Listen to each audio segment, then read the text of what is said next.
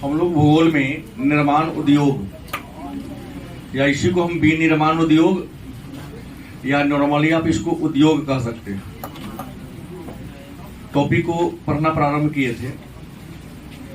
इस क्रम में हम लोगों ने उद्योग और उद्योग के वर्गीकरण और उद्योग के विभिन्न प्रकारों के बारे में जाना है। आज की क्लास में 3 टॉपिक पर चर्चा करना है जो आपके पाठ्य पुस्तक में दिया गया है। इसमें सबसे पहले लोहा इस्पात उद्योग, सूती वस्त्र उद्योग और चीनी उद्योग, इसके बारे में हम लोग चर्चा करेंगे। तो सबसे पहले बता दूं आपको लोहा इस्पात उद्योग।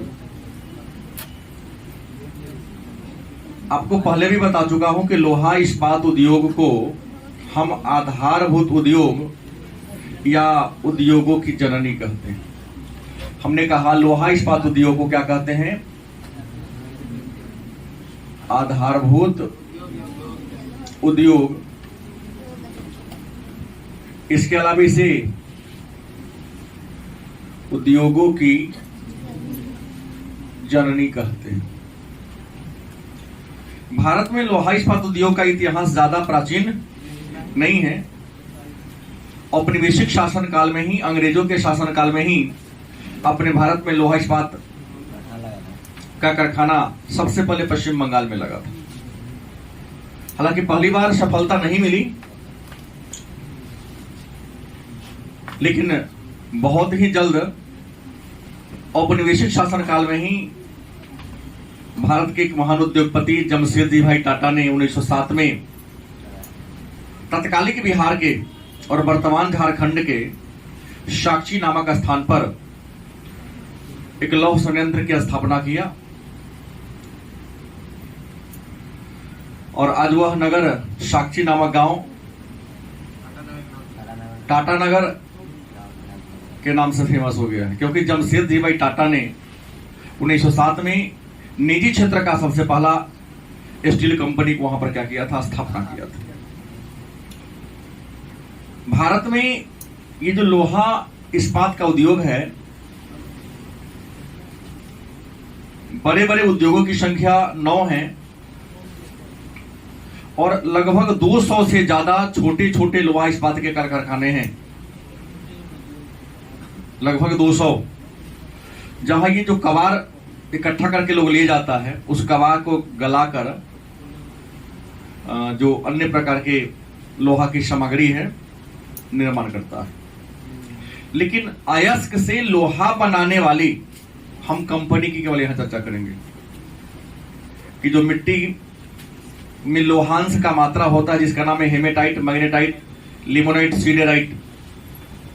तो अयस्क से लोहा प्राप्त करने वाली जो संस्थान है, उनकी संख्या 9 है भारत में। इसमें हमने चर्चा किया था, एक बताया था आपको दुर्गापुर, याद होगा। एक हमने क्या कहा था? दुर्गापुर है, और दुर्गापुर पश्चिम बंगाल में है और ब्रिटेन की सहायता से इसकी स्थापना की गई थी।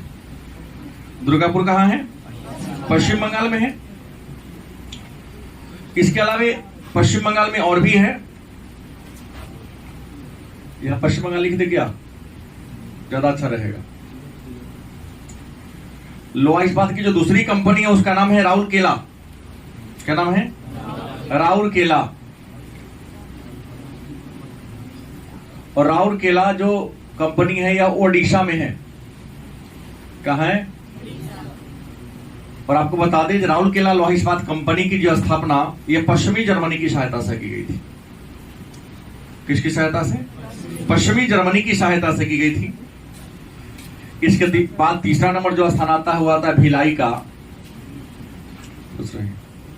और भिलाई लोहा इस्पात कंपनी उस समय तो पड़ता था मध्य प्रदेश में, लेकिन वर्तमान समय में छत्तीसगढ़ में आता है। और भिलाई लोहा इस्पात कंपनी सोवियत रूस की सहायता से छत्तीसगढ़ में है, लेकिन इसको स्थापित करने में हमको सहायता किसने दिया था?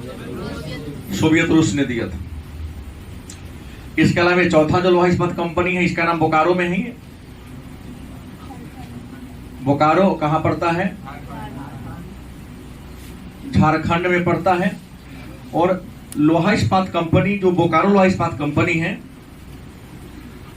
भारत ही नहीं पूरे एशिया महादेश का यह सबसे बड़ा लोहा इस्पात कंपनी है। और बोकारो लोहा इस्पात कंपनी को स्थापित करने में हमारी मदद सोवियत रूस ने किया था। सोवियत रूस की सहायता से इस कंपनी की क्या की गई थी, स्थापना की गई थी। उसके बाद Burnpur, Indian iron and steel company जो है बर्नपुर में है। और बर्नपुर कहां है? पश्चिम बंगाल में। इसके अलावा एक और है, पश्चिम बंगाल में लोहा इस्पात के 3 कारखाना है। दुर्गापुर में है, सॉरी दुर्गापुर हो गया है। इसके अलावा एक और है ना, तमिलनाडु के सलेम में, पूरे नाम को नहीं दे रहा हूं, तमिलनाडु के सलेम में है। हाँ,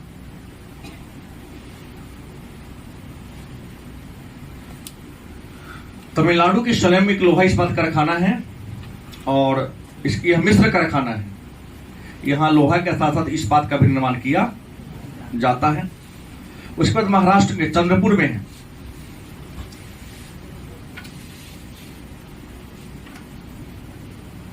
चंद्रपुर महाराष्ट्र में, यह भी लोहा अयस्क को साफ करके लोहा बनाने वाली क्या है, कंपनी है। उसके बाद भद्रावती, क्या है भद्रावती, कहां है, नाम सबका अलग है। Visvesvaraya iron and steel company, क्योंकि भद्रावती नामक स्थान पर है इसलिए हमने क्या नाम दे दिया, भद्रावती। तो एक विजयनगर में। इसके अलावे हमने टाटा का नाम नहीं लिया, जो टाटा नगर में, क्योंकि निजी क्षेत्र का है। ये सारे कारखाना कहाँ है, सार्वजनिक क्षेत्र का है, सरकार का इसमें नियंत्रण है। तो आइए सबसे पहले चर्चा करते हैं भारतीय लौह इस्पात कंपनी। हर कारखाना को स्थापित करने के लिए कुछ न कुछ सुविधा चाहिए थी, और सुविधा मिलती है तभी लोहा के कारखाना स्थापित होते हैं। मैंने पहले भी कहा था कि कुछ ऐसे कारखाना है जिसे वहीं स्थापित किया जाता है जहां कच्चा माल आसानी से क्या हो, उपलब्ध हो। और संसार में जितने भी भारी उद्योग हैं, उन सारे भारी उद्योग को कच्चा माल के निकट, अधिक से अधिक होगा तो 20 से 30 किलोमीटर या 50 किलोमीटर के रेडियस में स्थापित किया जाता है। कच्चा माल से ज्यादा दूर यदि उसे स्थापित कर दिया जाएगा तो उसके कच्चा माल को कारखाना तक ले जाने में और कारखाना से बाजार तक पहुंचाने में इतना ज्यादा महंगा हो जाएगा कि उसका उत्पाद बिकेगा ही नहीं। दूसरी बात है कि जब भी आप देखेंगे बड़े लोहा इस्पात कारखाना है तो उसे रेल रूट के अगल बगल में बनाया जाता है, नहीं तो बंदरगाह के समुद्र के किनारे बनाया जाता है, ताकि समुद्र के माध्यम से कोयला या लोहा का अयस्क बड़ी आसानी से कम कीमत पर वहां क्या किया जा सके, पहुंचाया जा सके। सब भारतीय लौह इस्पात कंपनी की हम बात करते हैं। नंबर 1 में क्या करते हैं, भारतीय लौह इस्पात कंपनी। भारतीय लौह इस्पात कंपनी जो पश्चिम बंगाल में है, कहां है, पश्चिम बंगाल में है। और भारतीय लौह इस्पात कंपनी पश्चिम बंगाल में अलग अलग वर्षों में 3 कारखाना की स्थापना किया। भारतीय लौह इस्पात कंपनी जो कहां है, पश्चिम बंगाल में है। और भारतीय लौह इस्पात कंपनी ने पश्चिम बंगाल के 3 अलग अलग शहरों में या गांवों में लोहा की कंपनी स्थापना किया। जैसे सबसे पहले बात कर लेता हूं हीरापुर का, क्या है, तो हीरापुर कहां है, पश्चिम बंगाल में है। और हीरापुर लौह इस्पात कंपनी का स्थापना 1908 में किया गया था। दूसरा बात करते हैं कुल्टी का।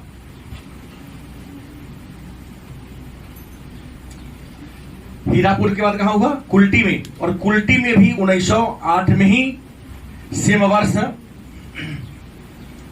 इंडियन आयरन एंड स्टील भारतीय लौह इस्पात कंपनी के स्थापना कारखाना खुला था, उपक्रम खुला था। और तीसरा खुला था बर्नपुर में, कहां खुला था, बर्नपुर में 1937 में। तो पश्चिम बंगाल में लोहा की बड़ी बड़ी कंपनी कितनी है, 3, हीरापुर, कुल्टी और बर्नपुर। क्यों प्रसिद्ध है, लोहा इस्पात के लिए। तो हीरापुर की स्थापना कब हुई? कुल्टी का, बर्नपुर का। हालांकि इस तीनों को भारत सरकार ने 1972 में अपने नियंत्रण में ले लिया। कब ले लिया? राष्ट्रीयकरण कर दिया 1972 में, क्योंकि यहां घाटा कंपनी को होने लगा। और पहले हमारी देश संरक्षणवादी नीति में भरोसा करते थे, आज भी तो कुछ कुछ है ही कोई सेक्टर, तो नियंत्रण में ले लिया। अब कहेगा सर इन जगहों पर क्यों स्थापित किया गया? यहां जो खुला, तो आपको बता दें ये तीनों कारखाना यहां खुलने के पीछे कारण था कि यह आसनसोल कलकत्ता रेल मार्ग पर स्थित है। ये जो तीनों कारखाना है यह किस मार्ग पर है? आसनसोल कलकत्ता रेल मार्ग पर स्थित है। बात समझ गए? तो बड़ी आसानी से यह क्या करता है, खाद्यान्न से लौह अयस्क को रेल के माध्यम से यहां लाता है, और वह रेल लौटने के क्रम में भी खाली नहीं जाता है, सामान पैक कर लेता है और विभिन्न बाजार को होते हुए क्या करता है, अपने गंतव्य स्थान तक पहुंच जाता है। प्रश्न हुआ तो जो पश्चिम बंगाल में लोहा की कंपनी है, इसको लौह अयस्क की प्राप्ति कहां से होती है? तो पश्चिम बंगाल में जो लोहा की कंपनी है, इस लौह अयस्क की प्राप्ति गुवा से होती है। कहां से होती है? गुवा। और गुवा झारखंड में है। गुवा लौह अयस्क की खान कहां है? झारखंड में है। तो पश्चिम बंगाल की जो लोहा इस्पात कंपनी है, इसको लौह अयस्क की प्राप्ति कहां से होती है? गुवा से होती है। और जल की प्राप्ति पश्चिम बंगाल में एक नदी घाटी परियोजना है, नाम पता होगा, दामोदर नदी घाटी परियोजना। और दामोदर नदी घाटी परियोजना पर एक और है बराकर परियोजना। तो पश्चिम बंगाल का जो लोहा इस्पात कारखाना है, लौह अयस्क गुवा से, कोयला किसके पास तो कमी है नहीं, क्योंकि रानीगंज ऑलरेडी इसके पास समीप में है, रानीगंज से यह कोयला प्राप्त कर लेता है। डोलोमाइट और चूना इसके आसपास वही मिल जाता है। और इसको सस्ता बिजली चाहिए, तो सस्ता बिजली की प्राप्ति यह बराकर परियोजना से, और बराकर परियोजना दामोदर परियोजना का ही एक हिस्सा है, अंग है। दूसरा बात करते हैं विश्वेश्वरैया, एक और आता है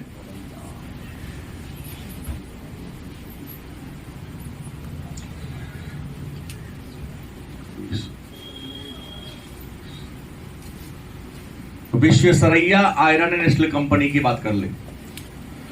विश्वेश्वरैया भारत के एक बहुत बड़े वैज्ञानिक थे, है ना। उन्हीं के नाम पर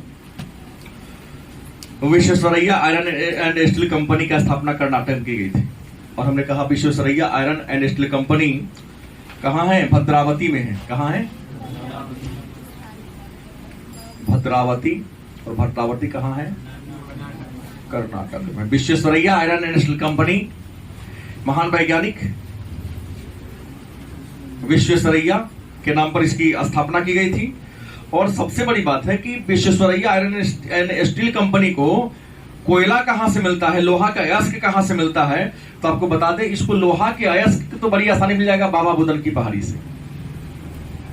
बाबा बता दिया हूं पहले, बुदन की पहाड़ी से क्या मिल जाता है? इसे लौह अयस्क की प्राप्ति हो जाती है। और केमनगुंडी से यहां इसको मिल जाता है लौह अयस्क। और भद्रावती नदी से इसको जल कहां से मिल जाता है? भद्रावती नदी से इसे क्या मिल जाता है? जल मिल जाता है। क्योंकि लोहा जब बनेगा तो बहुत गर्म होगा, उसको ठंडा करने के लिए जल चाहिए, बड़े पैमाने पर क्या चाहिए? पानी चाहिए। और क्या बोले हैं, चूना बड़ी आसानी से इसको आसपास में मिल जाता है। कोयला की बात करते हैं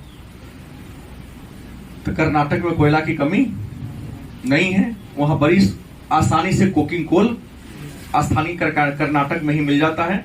और जोग जलप्रपात से भद्रावती नदी है, और यहां जोग जलप्रपात से भी यहां इसको जल विद्युत की क्या होती है? प्राप्ति हो जाती है। और यह भी सरकारी कंपनी है, सेल के नियंत्रण में है। इसके अलावा राउरकेला की बात करते हैं। राउरकेला कहां है? ओडिशा में है। कहां है? राउरकेला जो है यह ओडिशा में है। और राउरकेला स्टील प्लांट की स्थापना हमने पहले भी यहां चर्चा किया है, पश्चिमी जर्मनी की सहायता से हुआ था। किसकी सहायता से? पश्चिम जर्मनी की सहायता से इसकी स्थापना की गई थी। और राउरकेला जो ये है, ये पश्चिम ओडिशा के सुंदरगढ़ जिला में है। कहाँ है? और हमने पहले ही खनिज संसाधन के बारे में चर्चा कर दिया कि सुंदरगढ़ जिला लौह अयस्क के लिए ऑलरेडी प्रसिद्ध है, फेमस है। और ये जो राउरकेला जो शहर है, यह नागपुर, मुंबई और कलकत्ता रेल मार्ग पर है। बंबई, नागपुर और कलकत्ता रेल मार्ग पर होता है, इसलिए इसके विकास में किसी प्रकार की परेशानी नहीं है। इसको सुंदरगढ़ जिला से जो क्योंझर का खान है, बड़ी आसानी से इसको क्योंझर में लोहा फेमस है, लोहा का अयस्क है। क्योंझर से लोहा मिल जाता है और कोयला बोकारो और झरिया से। कोयला कहां से मिल जाता है? बोकारो पश्चिम झारखंड में है। और झरिया तो बहुत बड़ा लोहा कोयला के लिए फेमस है ही। बोकारो, झरिया, कर्ण, पूरा चतरा, गिरिडीह जो झारखंड के जिला सब है, यहाँ कोयला के लिए फेमस है। तो इसको क्योंझर से लोहा अयस्क मिल जाता है और बोकारो और झरिया से क्या मिल जाता है? ये। और इसके अलावा इसको सस्ता जल चाहिए तो हीराकुंड परियोजना, हीराकुंड बहुदेशीय नदी घाटी परियोजना जो महानदी पर है ना। अगर 3 क्लास में ईमानदारी से पढ़े तो आपको पता होगा, हीराकुंड बहुदेशीय नदी घाटी परियोजना, इसको सस्ता जल विद्युत मिल जाता है अगर कोयला की आपूर्ति सप्लाई कम भी हुआ, क्योंकि अयस्क को गलाने के लिए चूना चाहिए, कोयला चाहिए। कि जब लोहा का अयस्क आता है ना, तब बात भट्टी में लोहा के अयस्क में चूना और कोयला को मिलाकर डाला जाता है। कि जैसे ही चूना और कोयला को मिलाकर बात भट्टी में डाला जाएगा, नीचे से हीट दिया जाएगा, तो चूना भी जलता है, गर्म होकर जलने लगता है। कोयला तो ऑलरेडी जलता है, तो अयस्क में क्या पकड़ लेगा? आग पकड़ लेगा। अयस्क में आग पकड़ेगा तो जितना भी उसमें अशुद्धि होगी वह क्या हो जाएगा? जल जाएगा। क्या हो जाएगा? जल जाएगा। और जल जाएगा तो राख बनकर कहाँ गिर जाएगा? नीचे गिर जाएगा। और जो लोहा होगा वह पानी की तरह क्या होता है, गर्मी से क्या होता है, पिघल जाता है, और पानी की तरह पिघल कर एक पाइप के माध्यम से बाहर निकलता है। बाहर निकलता, उधर शीतलन करने वाला मशीन है, ठंडा करने वाला मशीन है, और जो जिस शेप में ढालना हो उस शेप में ढालते हुए क्या होता है? आगे निकल जाता है। यही कहानी ना इसकी। चूना, पाइराइट और कोयला लोहा को गलाने के लिए, लोहा अयस्क को से अशुद्धि को साफ करने का एक तरीका है। और अपने बिहार में जो लखीसराय, दलसिंह सराय, लहरिया सराय, बेगूसराय, जितना भी सराय है, इन सभी तो अशोक ने स्थापना किया, तो तय है कि अशोक के काल में इस शहरों गांव की स्थापना हुई थी। सराय ठहरने का जगह होता है। लेकिन ये सब लोहा के लिए बड़ा फेमस था। लोहार लोग पहले क्या करते थे, अपने भट्ठी में कोयला, चूना, अभी भी करते हैं, रख कर, और आज बड़े बड़े यंत्र आ गया, लेकिन उस समय भी लोहा को ऐसे ही गलाया जाता था। हाथी से ऐसे कूटता है ना, आज भी आपके गांव में लोहार जो रखे हुआ है, हंसुआ लोहा कूटने के लिए, ऐसे हिट देते देते अयस्क को से लोहा की प्राप्ति कर लेता था, और उसके बाद अपने हिसाब से औजार का निर्माण करता था। और आज भी उधर जाएंगे तो लोहार इस काम में लगा हुआ है। कुछ लोग खानदानी पेशा के रूप में इसको क्या किए हैं, स्वीकार कर लिए होंगे।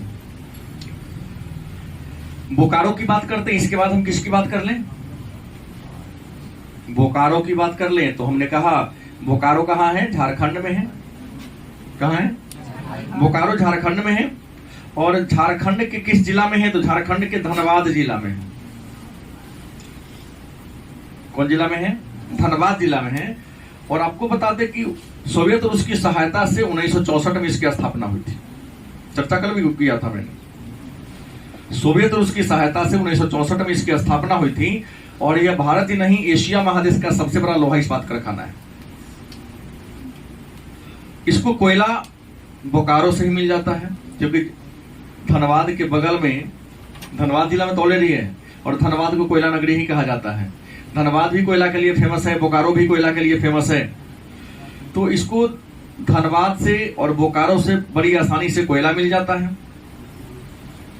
इसके अलावा दामोदर नदी घाटी परियोजना से सस्ता बिजली मिल जाती है, लेकिन इसको कोयला क्योंझर की खान से इसे लोहा के अयस्क मिलते हैं। और पलामू जो झारखंड का ही एक जिला है, पलामू जो है चूना पत्थर के लिए बिहार का झारखंड का फेमस जिला है, तो यहाँ चूना पत्थर की क्या कर लेता है, प्राप्ति कर लेता है।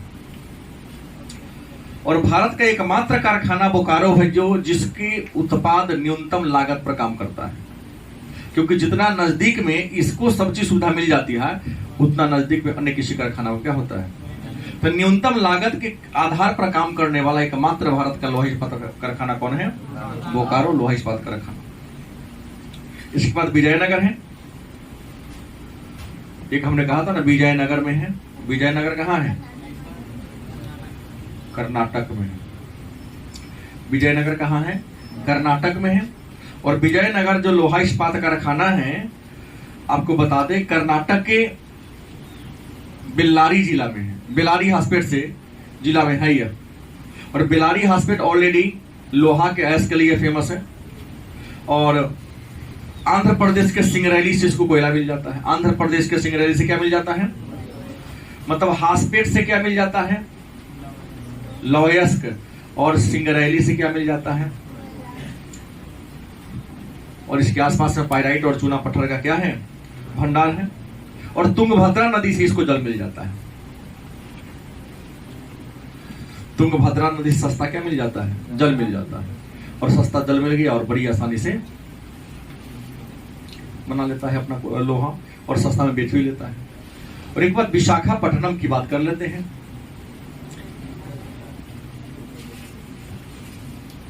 विशाखापट्टनम कहाँ है, आंध्र प्रदेश में है। और विशाखापट्टनम ऑलरेडी एक जिला है। यह भारत का एकमात्र ऐसा कारखाना है जो समुद्र के किनारे है। मैं आगे परिवहन संचार पर आऊंगा तो मैं बताऊंगा कि विशाखापट्टनम भारत का एक बहुत बड़ा बंदरगाह भी है, और भारत का सबसे सुरक्षित बंदरगाह भी है, और भारत का सबसे गहरा बंदरगाह भी है। सुरक्षित बंदरगाह इसलिए क्योंकि डॉल्फिन नॉज पहाड़ी के पीछे है ना, पहाड़ी के पीछे इसको काट के अंदर बना दिया गया है, ताकि चक्रवात या प्रति चक्रवात या समुद्र में किसी प्रकार का लहर है, तूफान आए तो पहाड़ से टकराकर वापस लौट जाता है, और पहाड़ के पीछे यहाँ के लगे जहाज सुरक्षित रह जाते हैं। तो बाबा ये जो विशाखापट्टनम जो आंध्र प्रदेश में लोहा इस्पात कंपनी, यह अपने देश का एक ऐसा लोहा इस्पात कारखाना है जो क्या है, समुद्र के किनारे। और आपको बता दें इसको बैलाडीला से लोहा मिल जाता है। कहां से, बैलाडीला मध्य प्रदेश में है ना। हिंदी में तो पढ़े ही होंगे, हिंदी साहित्य में अंतिम जो कविता शायद यही है। आपको नहीं कह रहा हूं, कई महापुरुष है और भी यहाँ। बैलाडीला और लोहा अयस्क का खांसी से क्या मिल जाता है, लोहा मिल जाता है। और आपको बता दें आंध्र प्रदेश से चूना डोलोमाइट मिल जाता है इसे। और आंध्र प्रदेश में तो कोयला ऑलरेडी पहले से लोहा के क्या है, अयस्क है। और सबसे बड़ी बात है कि यहाँ कोकिंग कोयला का अभाव है। यह भारत का एकमात्र लोहा कंपनी है जहां विदेश से, पुस्तक पढ़ेंगे तो आपको मिलेगा, विदेश से कोकिंग कोयला मिलता है। और इसको कोकिंग कोयला कहां से प्राप्त होता है,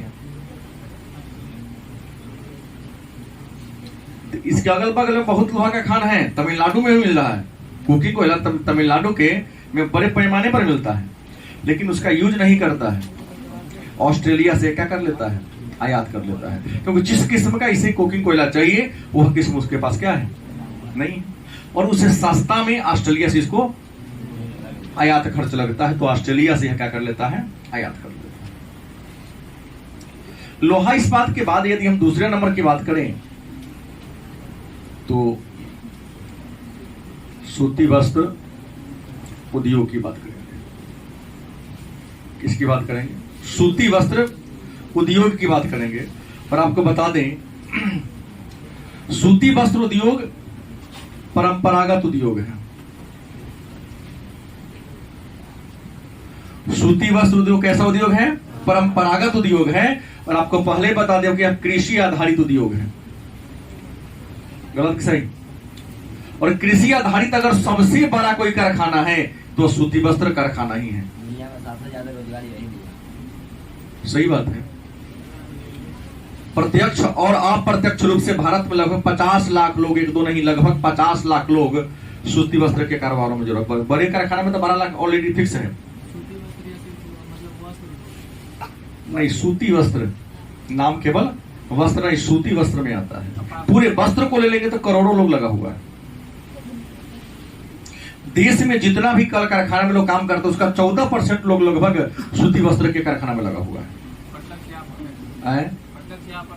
नहीं, दोनों मिलाकर के 12 लाख तो सीधा कहता है कि बड़े बड़े कारखाना उसमें लगा हुआ है, लेकिन कारखाना के पीछे रुई धुनने वाला, धागा तैयार करने वाला, क्या जी, ऐसे लोगों की संख्या लगभग 35 लाख है।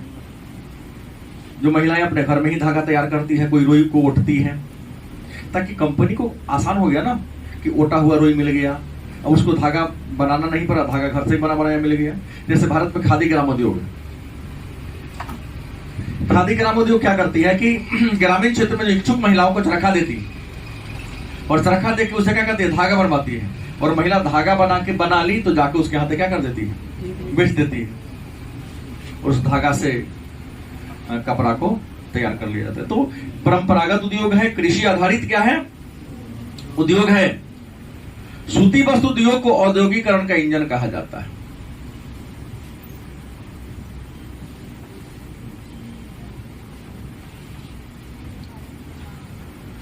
सूती वस्त्र उद्योग को क्या कहते हैं, औद्योगिकरण का इंजन।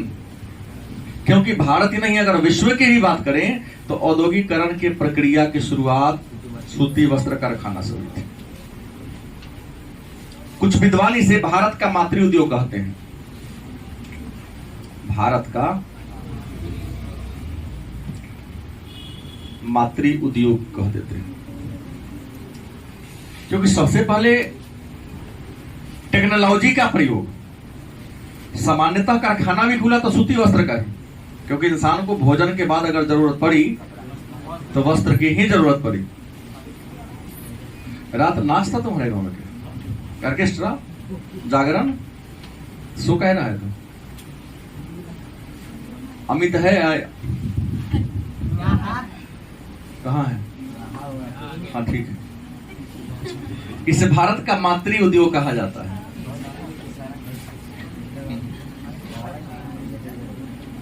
अपने भारत में सबसे पहले लोहा इस्पात की कारखाना, इंडिया की बात करते हैं तो भारत में सबसे पहले सूती वस्त्र का कारखाना 1854 में बंबई में। हम सफल की बात करता हूं, असफल की नहीं, क्या जी। भारत में पहला सफल सूती वस्त्र का कारखाना 1854 में बंबई में काबसजी डाबर नाना या डाबर काबसजी नाना, जो एक पारसी थे, उनके द्वारा क्या किया गया था, स्थापित किया गया था। मुंबई महाराष्ट्र का एक क्या है, शहर है। हालांकि महायुद्ध के दौरान सूती वस्त्र के उत्पादन में बड़ा थोड़ा सा प्रभाव पड़ा था, क्योंकि आपको बता दिया हूं कि भारत में सूती वस्त्र के उद्योग का विकास कहां होता था, अंग्रेजों ने किया। लेकिन एक बात गलती करता था, मैंने गलती क्या अपने फायदा में किया कि यहां केवल कपास की उटाई करवाता था, धागा बनवाता था, धागा को लेकर मैनचेस्टर ले जाया करता था। मैनचेस्टर इंग्लैंड का एक शहर है जो सूती वस्त्र के निर्माण के लिए फेमस है, और वहां से कपड़ा को तैयार करके, आप क्लास 10 में पढ़े होंगे, मैनचेस्टर को फिनिशिंग सेंटर कहा जाता था, इंग्लैंड को फिनिशिंग सेंटर कहा जाता था। पढ़े हैं कि नहीं पढ़े हैं, भूल गए, पढ़े होंगे भूल गए, क्योंकि हर जगह से कहीं से धागा, कहीं सब कुछ बनकर तैयार होकर आता था, रंगा हुआ के आता था और इंग्लैंड पहुंचता था, जहां उसको पॉलिश वगैरह करके, आयरन करके, पॉलिथीन में बंद करके बेचने के लिए बाजार में भेज दिया जाता था। इसलिए उसको क्या कह दिया गया, धागा कहीं और बना, कपड़ा कहीं और बना, रंगाया कहीं और अंतिम कहां पहुंच गया, इंग्लैंड पहुंच गया, मैनचेस्टर पहुंच गया, और वहां पर क्या हुआ, उसको पॉलिश आयरन करके डब्बा में बंद करके बाजार में बेचने के लिए क्या कर दिया गया, भेज दिया गया। इसलिए औपनिवेशिक काल में इंग्लैंड को फिनिशिंग सेंटर कहा जाता था। और मैं आपको हिस्ट्री में पढ़ाया हूं कि इंग्लैंड में कपास के उत्पादन के लिए भौगोलिक दशा नहीं है, और इंग्लैंड को जितना कपास चाहिए उसका 90% कपास अमेरिका से आता था। गलत सही? तो पहली बार तो इंग्लैंड को कपास की कमी, जब अमेरिका गृह युद्ध में फंस गया 1861 से 65 में, उस समय झेलना पड़ा। तो उस समय भारत की में अंग्रेजों ने कपास की खेती को बढ़ावा देने के लिए किसानों को प्रोत्साहित किया, तुम कपास की खेती करो। भारत के लोगों को बड़ी फायदा हुआ, लोगों ने कपास की खेती किया। और जब कपास की खेती किया तो यहाँ छोटे छोटे कारखाना लगाने की बात आई। प्रारंभ में तो असफलता मिली, लेकिन धीरे धीरे सफलता मिलनी हुई। उसके बाद सदी पार हुआ। प्रथम विश्व युद्ध के दौरान, द्वितीय महायुद्ध के दौरान कपास की खेती पर बुरा प्रभाव पड़ा था। भारत के नौजवानों को युद्ध में शामिल किया गया, लेकिन सेकेंड वर्ल्ड वॉर के बाद भारत का आजाद हुआ, लेकिन आजादी तो मिली, लेकिन खंडित आजादी मिली थी। भारत का विभाजन कर दिया गया। भारत के बारे में कहा जाता है आजादी के समय देश का 71% कपास उत्पादक क्षेत्र पश्चिम बंगाल में चला, पश्चिमी पाकिस्तान को मिल गया। जूट उत्पादक क्षेत्र चला गया पूर्वी पाकिस्तान के हिस्से में, और 71% देश का कपास उत्पादक क्षेत्र पाकिस्तान में चला गया। बड़ा बड़ा 15 सूती वस्त्र का मिल पाकिस्तान में चला गया, और देश का 71% कपास उत्पादक इलाका, मिट्टी, क्योंकि कपास की खेती के लिए काली मिट्टी अच्छी मानी जाती है, तो पूरा इलाका कहां चला गया? पश्चिमी पाकिस्तान, मतलब वर्तमान पाकिस्तान में। विभाजन के बाद हमारे भारत में 409 मील एंड 29% कपास क्षेत्र रह गया। 71% कपास किसको मिल गया? और 15 को बड़ा मिल उसके हिस्सा में क्या हो गया? चला गया। तो भारत में मिल ज्यादा रह गया, लेकिन कपास क्या रह गया? इस कारण थोड़ा सा सूती वस्त्र के उद्योग के विकास में परेशानी झेलना पड़ा भारत को। गलत सही? क्योंकि इसके पास क्या नहीं था? कच्चा माल ही नहीं था। लेकिन धीरे धीरे गुजरात, महाराष्ट्र, मध्य प्रदेश, मतलब दक्षिण भारत के राज्यों में कपास की खेती को क्या दिया गया? बढ़ावा दिया गया। और आज भारत विश्व का दूसरा सबसे बड़ा कपास उत्पादक भी और सूती वस्त्र उत्पादक देश भी बन चुका है। पहला अमेरिका है। कपास सबसे अधिक अमेरिका में, तब जानिए पहले ही बन रहे हैं। तो विश्व का सबसे बड़ा कपास उत्पादक देश कौन है? यूएसए। और इंडिया कैमा नंबर पर है? हाँ। भारत कपास के उत्पादन में और सूती वस्त्र के उत्पादन में कैमा रैंक पर है? देखिए, जब बड़ा बड़ा नगारा बज रहा तो ढोलकी का कोनो वैल्यू नहीं होता।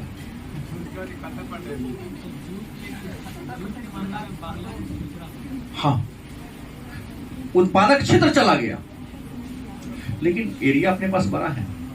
एरिया बड़ा है। अब सवाल उठता है कि सूती वस्त्र उद्योग को स्थापित करने के लिए क्या क्या होना चाहिए? तो पहले मैं बात बोल दिया हूं, कपास चाहिए। जलवायु कैसा होना चाहिए? आर्द्र होना चाहिए। जनसंख्या ज्यादा होनी चाहिए और प्रचुर मात्रा में कच्चा माल होना चाहिए, क्योंकि जनसंख्या ज्यादा रहेगा तब लेबर मिलेगा।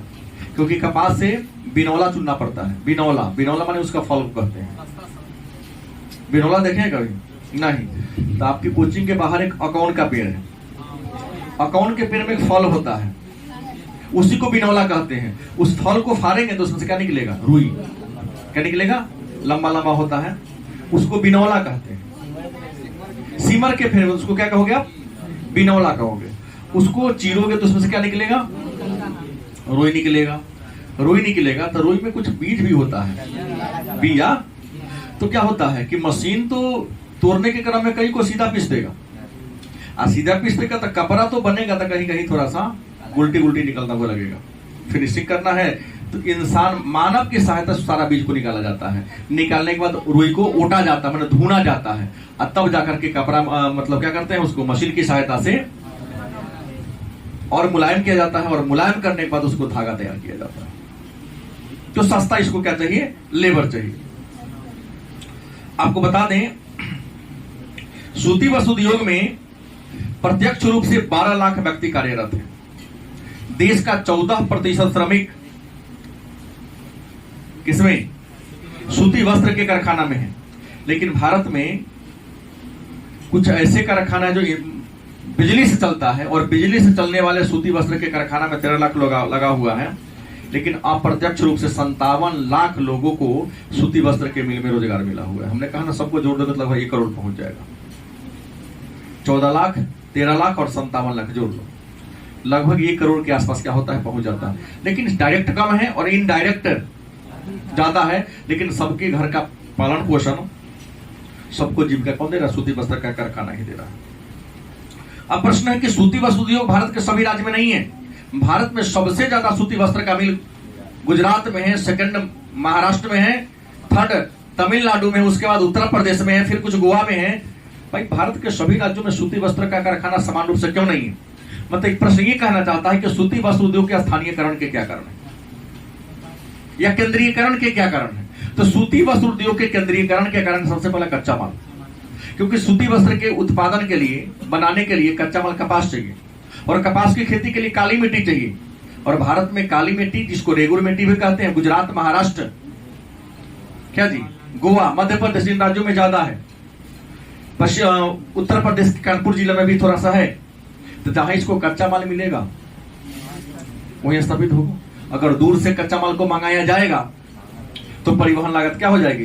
ज्यादा हो जाएगी, कपड़ा ज्यादा महंगा हो जाएगा, लोग खरीदने में क्या होंगे? सक्षम। तो स्थानीयकरण के पीछे रीजन है जलवायु, आर्द्र जलवायु चाहिए। और समुद्र के किनारे वाला जो इलाका होता है उसकी जलवायु आर्द्र होती है। नहीं, दिल्ली में देखोगे तो खूब ठंडी में बहुत ज्यादा ठंडी, और गर्मी में तो पिघला देने वाली गर्मी आती है। लेकिन मुंबई में देखो, कोलकाता में देखो, गोवा में देखो, गुजरात में देखो, जो समुद्र के किनारे है। भारत के 9 ऐसे राज्य हैं जो समुद्र के किनारे हैं, जहां की जलवायु क्या है? आर्द्र है। गर्मी में भी ज्यादा गर्मी का एहसास नहीं होता है, और ठंडी में भी ज्यादा ठंडी का एहसास। ग्रामीण क्षेत्रों में जल बेयारी कहते हैं, और हमारे शब्दों में कहा जाए, आप लोगों के शब्दों में कहा जाए तो land breezy and sea breezy. समुद्र से, माने जल से स्थल की ओर चलने वाली हवा को समुद्री समीर, और स्थल से जल की ओर चलने वाली हवा को, और इसके पीछे रीजन है दाब और ताप। स्थलीय और जलीय समीर के चलने के पीछे कारण क्या है? तो स्थानीयकरण के कई कारण हैं। सबसे मेन कारण में क्या जाएगा? कच्चा माल। अब उत्पादन की बात करते हैं। सूती वस्त्र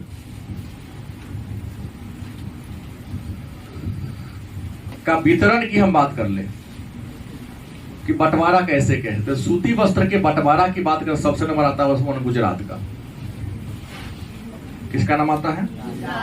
गुजरात का बात करें तो गुजरात में भारत लगभग 130 गो मिल है। गुजरात में सूती वस्त्र का बड़े बड़े मिल कितने हैं? और देश में सूती वस्त्र का सबसे पहला उत्पादक देश, सबसे बड़ा उत्पादक देश कौन है? गुजरात। माने सूती वस्त्र का सबसे ज्यादा उत्पादन कौन करता है? और इसका मतलब कपास का भी सबसे नंबर 1 करता है, पहले भी लिखा चुका हूं। और गुजरात का एक जिला है अहमदाबाद। कौन है?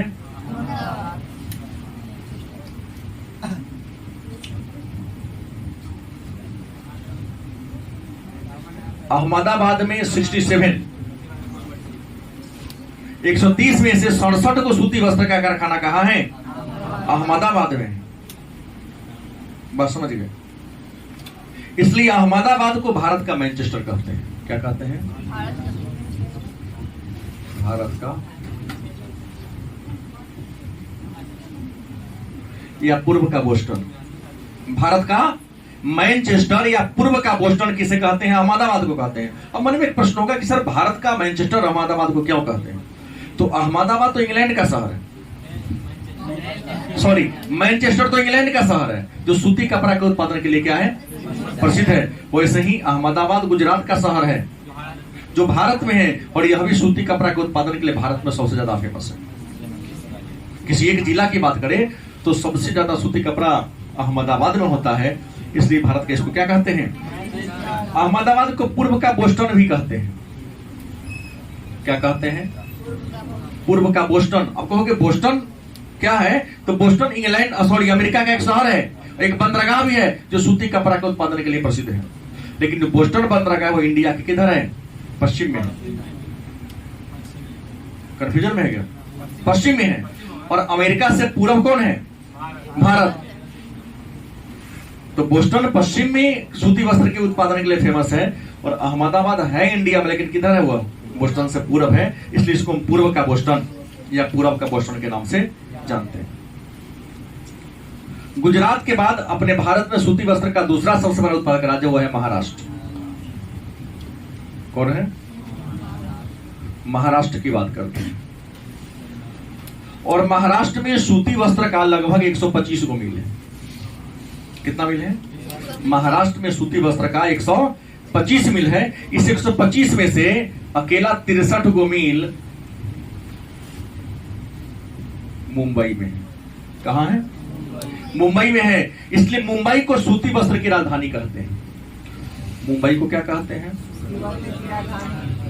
सूती वस्त्र की राजधानी कहते हैं, या सूती वस्त्र उद्योग की महानगरी के नाम से किसको जानते हैं? मुंबई को कहते हैं।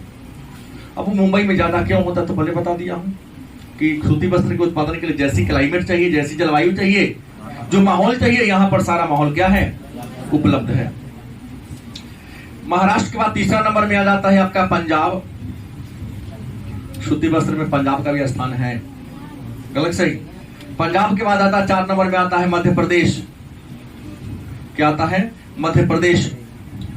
और 5वां नंबर में कर लेते हैं तो आता है उत्तर प्रदेश। क्या नाम लेते हैं? उत्तर प्रदेश की बात करते हैं। और उत्तर प्रदेश में 23 सूती वस्त्र का कारखाना है। कितना? इसमें सबसे ज्यादा कारखाना कहां है? मतलब इसका अधिकांश कारखाना कानपुर में है। और कानपुर आपको पता है ना, उत्तर भारत का शहर है। कर्क रेखा से ऊपर को उत्तर भारत कहते हैं। कानपुर कहां है? उत्तर भारत में है, इसलिए कानपुर को उत्तर भारत का मैनचेस्टर कहते हैं। गलत सही? इसके बाद आते हैं तमिलनाडु का बात करते हैं। किसकी बात कर लें? तमिलनाडु का। एक बात बता ले, भले ही तमिलनाडु दक्षिण भारत का राज्य हो, लेकिन तमिलनाडु में लगभग 400 से ज्यादा यहां पर सूती कपड़ा का मिल है। 400 से ज्यादा है। लेकिन वही घरेलू वाला सब है। हाँ, बहुत छोटे छोटे हैं। तमिलनाडु में गरीबी नहीं होगी, जाकर देख लीजिए। है गरीबी? नहीं। उसके पास टाइम ही नहीं है, और हम बिहारियों के पास टाइम ही टाइम है। तो 4 घंटा बैठ के ताश खेल लेते हैं। चौराहा पर खड़ा होके 4 घंटा लगातार खड़ा होके काम करने के लिए खड़ा होने में पैर दुखाएगा। अरे 2 घंटा से बैठा नहीं जाता है, लेकिन 6 घंटा बैठ के ताश जरूर खेल लेगा। बहुत देर देखते हैं तो आंख से पानी आने लगता है, लेकिन लगातार 4 घंटा तक पबजी पर खेलने के लिए आंख गराए रहता है। क्या इमामुद्दीन गलती बोले? हम गलती बोले?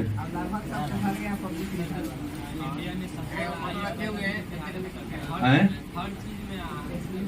हाँ, तो निगेटिव सेंस से बोले हैं कि पॉजिटिव में?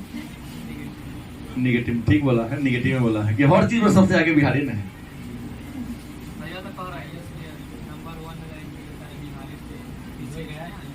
ठीक बात है। तो 12 करोड़ आबादी में 12 को बन गया। कौन पहाड़? तो 12 को अमीर रहेगा, बाकी 11 अरब 99 करोड़ 99 लाख 9,988 ओकरा पीछे पीछे पानी ढोएगा, बाथरूम में पहुंचाने वाला सब नहीं। सब करेगा तब ना।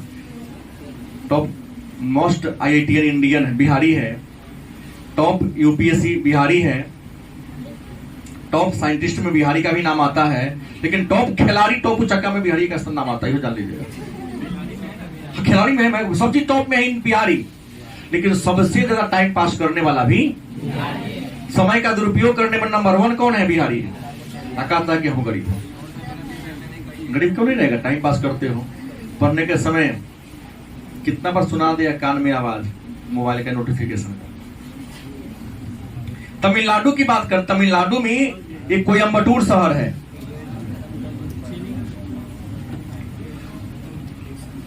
दक्षिण भारत का मैनचेस्टर कहते हैं। क्या कहते हैं?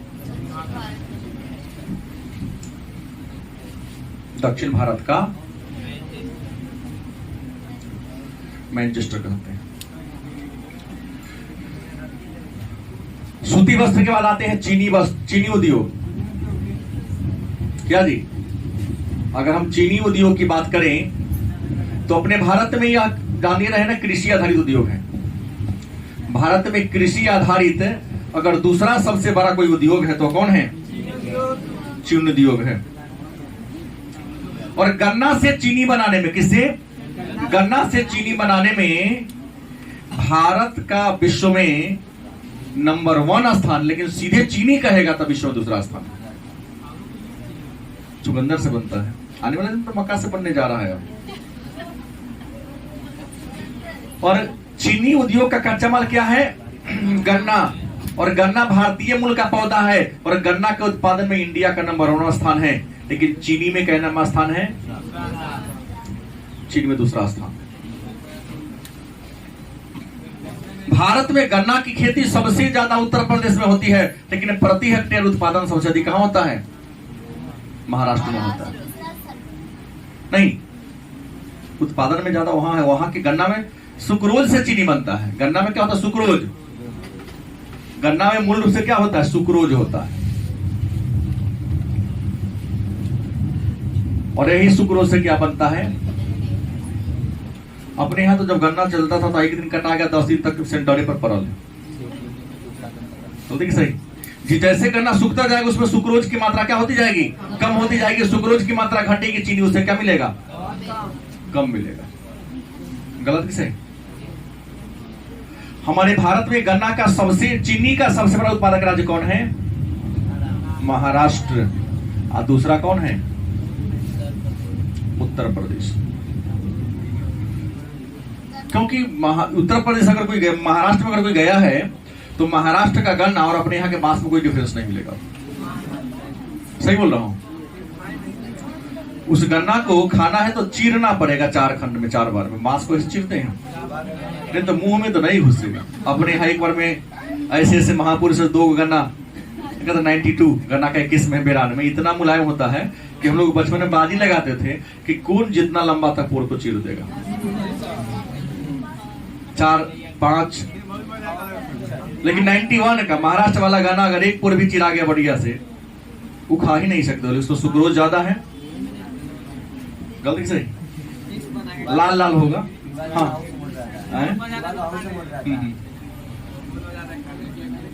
मीठा ज्यादा होगा। वो अपने यहाँ भी उसकी खेती हो रही है। पौधा ज्यादा बड़ा नहीं होता है, उसमें जो पगार जिसको कहते हैं वो बहुत कम मिलेगा। रोट मतलब कठोर होता है। मवेशी उसको चारा के रूप में पसंद, लेकिन जो 91 है उसका जो पगार होता है हरा हरा चारा जो के रूप में जो यूज करते हैं, मुलायम होता है, मवेशी उसको खाता है। तो अपने यहाँ के लोग सोचता है कि गन्ना भी खा ले, अब मवेशी को चारा भी दे दे, तो उसको खेती कम करने पे जोर देता है। मिल ने कहा कि नहीं, वो हम नहीं लेंगे अब, कि उसमें सुक्रोज की मात्रा क्या है। तो लोग मजबूरी में इसकी खेती करना प्रारंभ करते हैं। खैर मुद्दे पर आएगी। तो महाराष्ट्र ये है। लेकिन भारत में सबसे पहले चीनी मिल की स्थापना 1903 में बिहार में हुआ था। कहा? तो मढ़ौरा में। कई बार पूछा गया प्रश्न है। सबसे पहले चीनी मिल अगर खुला कहीं तो कहां खुला? बिहार में। कब खुला? हाँ, कहां? बिहार के मढ़ौरा में। और चीनी के कारखाना में लगभग 25 लाख लोग काम में लगा हुआ है। चीनी उद्योग भारत के लगभग कितने लोगों को? तो 25 लाख लोगों को क्या दिया हुआ है। लेकिन याद रखेंगे उत्तर भारत की तुलना में दक्षिण भारत में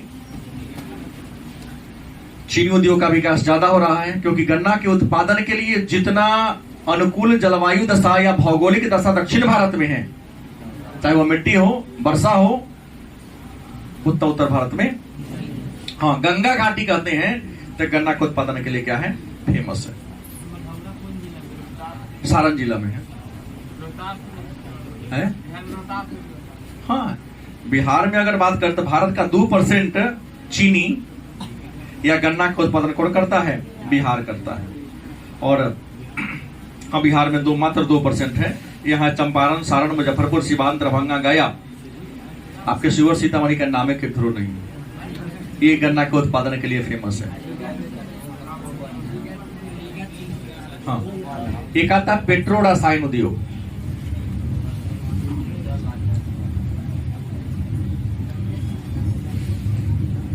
क्या है? पेट्रोलियम से जो कचरा निकलता है, उस कचरा को कच्चा माल के रूप में यूज करके नए वस्तु के उत्पादन करने वाले उद्योग को हम क्या कहते हैं? पेट्रोलियम से जो कच्चा माल प्राप्त होता है, कच्चे माने गंदगी निकल जाता है, कचरा निकलता है, उस कचरा को कच्चे माल के रूप में यूज करके नए प्रोडक्ट का निर्माण करने वाले कारखाना को हम क्या कहते हैं? नाम है पेट्रो परस रसायन। मैंने पेट्रोलियम को कच्चे माल के रूप में क्या करता है? यूज करता है, और तब किसी वस्तु का निर्माण कर दिया तो उसे क्या कहेंगे? जैसे तेल, ग्रीस, मोम, ऑयल, कृत्रिम रबर, प्लास्टिक और कृत्रिम रेशा। बनता है कि नहीं बनता है? वैसलीन, साबुन नहीं, फेयर एंड लवली नहीं। अपने भारत में सबसे पहले पेट्रो रसायन का कारखाना मुंबई में खुला था। कहां खुला था? और पेट्रो रसायन उद्योग के कितने वर्ग हैं? 4 वर्ग हैं। पेट्रो रसायन के कितने वर्ग हैं? नाम है पॉलीमर, कृत्रिम रेशा, इलेक्ट्रोड्स और पृष्ठ संक्रिय। पेट्रो रसायन उद्योग के कितने वर्ग हैं? 4 वर्ग हैं। लेकिन इसका सबसे मेन केंद्र कहां है? मुंबई में। भारत के अन्य राज्यों में है, पश्चिम बंगाल में भी, जहां जहां पेट्रोलियम निकलता है उन सभी राज्यों में पेट्रो रसायन का क्या है? कारखाना है। गलत से? और ज्ञान आधारित उद्योग तो जान ही रहे हैं। टेक्नोलॉजी के विकास के कारण, सूचना प्रौद्योगिकी के विकास के कारण जो मोबाइल का जो सॉफ्टवेयर बनता है, सॉफ्टवेयर बनाने वाले उद्योग को हम ज्ञान आधारित उद्योग के नाम से जानते हैं। और आपको बता दें, भारत के जीडीपी का 2% सॉफ्टवेयर से प्राप्त होता है। और विश्व का सबसे बड़ा सॉफ्टवेयर बनाने वाला और निर्यात करने वाला देश कौन है? इंडिया है। इंडिया जितना सॉफ्टवेयर का निर्यात करता है उतना कोई नहीं करती। एकदम सस्ता में बना देता है। अरे भाई, गूगल को एक 12 बच्चा 16 साल का लड़का हैक कर सकता है, तो सोच सकते हैं हमारे बिहार निगेटिव में भी नहीं केवल है, पॉजिटिव में भी बहुत आगे। क्या जी? अब ऐसे ऐसे महापुरुष भी हैं जो आते तो ऑफिस में सो जाते हैं, रात भर गेम खेलते खेलते समय नहीं मिलता है, सुतना ही बंद हो जाता है, यहाँ के सो जाते हैं। यो बिहारी के है ना। इसके पास टाइम इन्वेस्ट करने के लिए समय ही नहीं मिलता है, तो बांध पर 10 राउंड लगा के तब जाता है घर। थोड़ा कर रहा हूँ, सब तुम पर स्टेटमेंट है। तो हमने कहा कि भारत में जो ज्ञान आधारित उद्योग को हम सॉफ्टवेयर निर्माण उद्योग को कहते हैं, और इस सबका विकास उदारीकरण के प्रक्रिया के बाद शुरू हुआ है। और इसके बारे में उदारीकरण क्या है, वैश्वीकरण क्या है, निजीकरण क्या है, पहले ही बताया जा चुका है। नहीं बता चुका हूं। यहाँ को जो भी आएगा लगभग पॉलिटिकल साइंस के बटक रहेगा। और एक औद्योगिक प्रदेश आता है, तो उद्योग को किसी खास क्षेत्र में लगाया जाना क्या कहलाता है? और औद्योगिक प्रदेश का विकास वही होता है जहां आने जाने की सुविधा होती है, कच्चा माल होता है और बिजली प्रचुर मात्रा में क्या होती है। और अपने भारत की बात करते हैं तो भारत में 8 बड़े बड़े औद्योगिक प्रदेश हैं और 14 छोटे छोटे औद्योगिक प्रदेश हैं। प्रश्न हर साल लघुतरीय पूछता है कि भारत के किन 4 औद्योगिक प्रदेशों का नाम लिखें।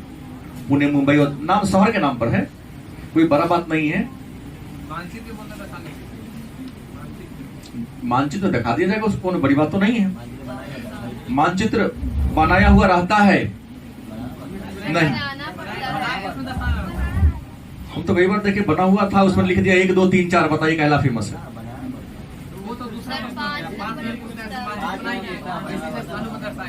चलो ठीक है, तो बनाना सीखिए।